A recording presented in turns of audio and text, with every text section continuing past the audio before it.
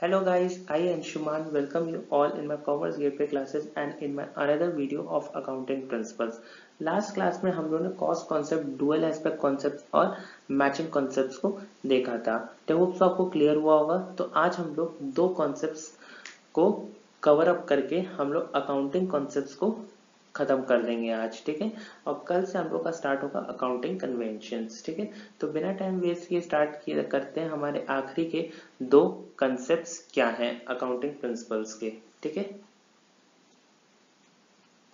तो इस लेक्चर में जो हमारा पहला कॉन्सेप्ट है वो है रेवेन्यू रिकॉग्निशन कॉन्सेप्ट, ठीक है।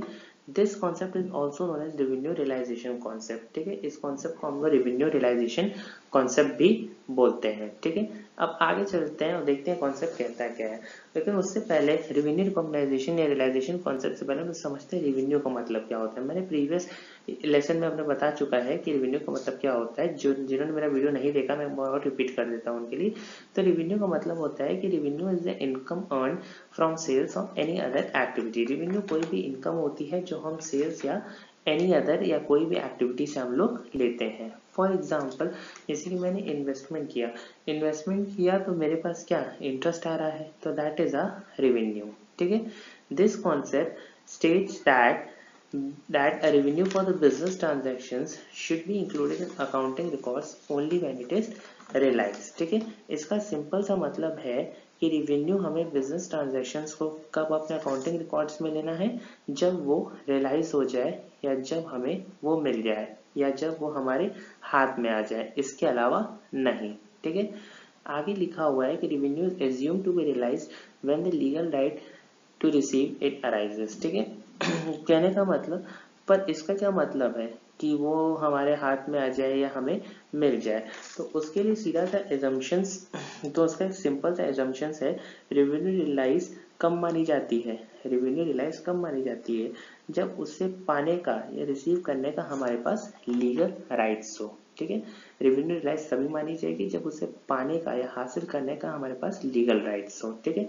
अब लीगल राइट्स का मतलब यहाँ लॉ वॉ से कुछ नहीं होता है, ठीक है। मतलब जैसे कि जैसे कि मैंने आपको गुड्स बेचा, ठीक है। मैंने आपको गुड्स बेचा तो मुझे पैसा रिसीव करने का मेरे पास लीगल राइट्स है। तो व्हाट दैट इज व्हाट यहाँ लीगल राइट्स, ये वर्ड इसका यहाँ से मतलब होता है, ठीक है।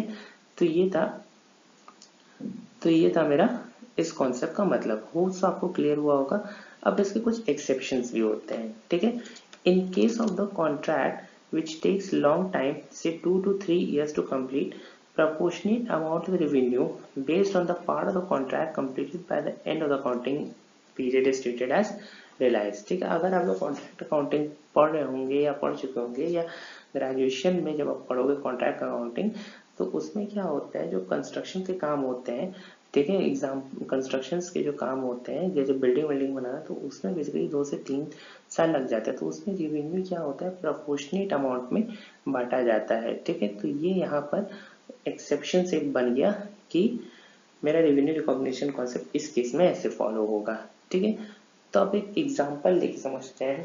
जैसे कि एग्जांपल में मैंने लिखा हुआ है यहाँ पर रेवेन्यू रिकॉग्निशन का, लिखा हुआ है कि interest for the month of March 2019 even if received in April 2020 will be taken into the profit and loss account of financial year ending 31st March 2019 and not in financial year with April 2020। कहने का मतलब मार्च 2019 की जो interest थी वो आपको मिल रही है अप्रैल 2020 में, मतलब कि नया फाइनेंशियल ईयर स्टार्ट हो गया है, तो अपना 31 मार्च को बन चुका होगा फाइनेंशियल स्टेटमेंट। तो हम इसे रिकॉर्ड कब करेंगे, हम इसे रिकॉर्ड तब करेंगे जब हमारे पास उसको रिकॉर्ड करने का लीगल राइट्स बनेगा, ठीक है। जब हम उसे रिकॉर्ड कब करेंगे, जब हम उसे रिकॉर्ड करने का लीगल राइट्स बनेगा। तो ये सब के फाइनेंशियल ईयर में, तो ये सब हमारा फाइनेंशियल ईयर जो है वो मेरा कब होगा, मेरा फाइनेंशियल ईयर होगा 31 मार्च 2019। उस टाइम हम इसको रिकॉर्ड करेंगे, ना कि 31 मार्च 2020 या 20 to 21 में रिकॉर्ड करेंगे। तो हमारा लीगल राइट्स हम उसे रिकॉर्ड करेंगे 31 मार्च 2019 1819 में, ना कि 2021 में, ठीक है। तो ये था मेरा रेवेन्यू रिकॉग्निशन कॉन्सेप्ट। होप सबको क्लियर हुआ होगा। तो बढ़ते हैं अपने नेक्स्ट कॉन्सेप्ट पर। ऑब्जेक्टिविटी कॉन्सेप्ट, ठीक है, ये हमारा लास्ट कॉन्सेप्ट है। तो ऑब्जेक्टिविटी का मतलब होता है निष्पक्षता, ठीक है, मतलब किसी का पक्ष नहीं लेना। हालांकि डिफरेंट फील्ड्स में, डिफरेंट सब्जेक्ट्स में ऑब्जेक्टिविटी का मतलब डिफरेंट है, लेकिन अकाउंट्स के फील्ड में इसका मतलब होता है निष्पक्षता। तो समझते हैं ये कॉन्सेप्ट कहता क्या है। Accounting transaction should be recorded in a objective manner that is free from the biasness of the accounts and others, ठीक है।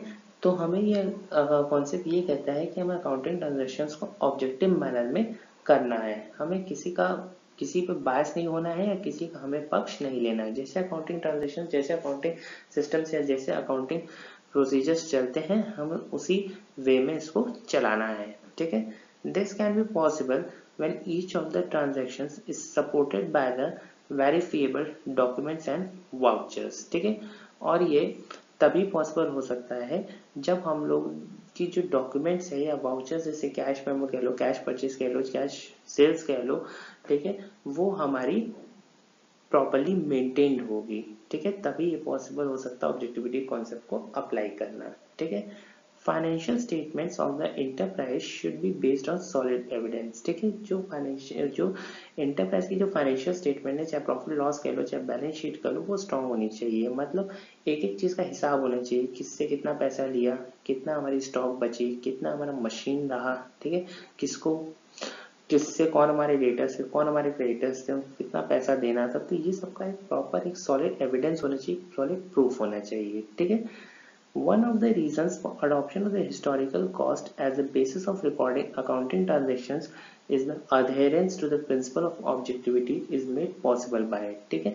और हम लोग ने जो हिस्टोरिकल कॉस्ट को अडॉप्ट किया है, जहां पर हमने ये बताया कि एसेट्स को हम लोग उसकी जिस प्राइस पे एक्वायर किया उस वैल्यू को रिकॉर्ड करते हैं, कि ये तभी पॉसिबल हो पाएगा, इसी ऑब्जेक्टिविटी कॉन्सेप्ट में ही ये पॉसिबल हो जाता है, ठीक है। तभी ऑब्जेक्टिविटी कॉन्सेप्ट को हम लोग फॉलो कर पाएंगे, ठीक है।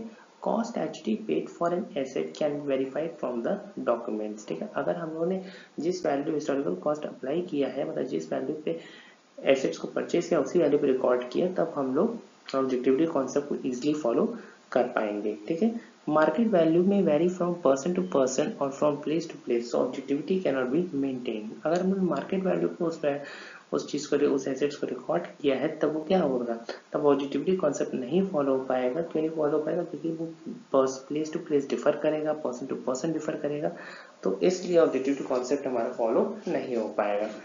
तो ये था मेरा ऑब्जेक्टिविटी कॉन्सेप्ट, ठीक है। होप्स आपको क्लियर हुआ होगा। तो मैंने आपके 11 कॉन्सेप्ट आपको क्लियर कर दिए। अगर कुछ भी डाउट है तो आप मेरे कमेंट बॉक्स में कमेंट कर सकते हैं, आप मुझसे कांटेक्ट कर सकते हैं। अब हमारे 3 कन्वेंशन बच गए, हो सकता है कल ही चैप्टर क्लियर हो जाए। अगर वीडियो अच्छा लगा हो तो लाइक, सब्सक्राइब, शेयर, कमेंट जरूर करिएगा, ठीक है।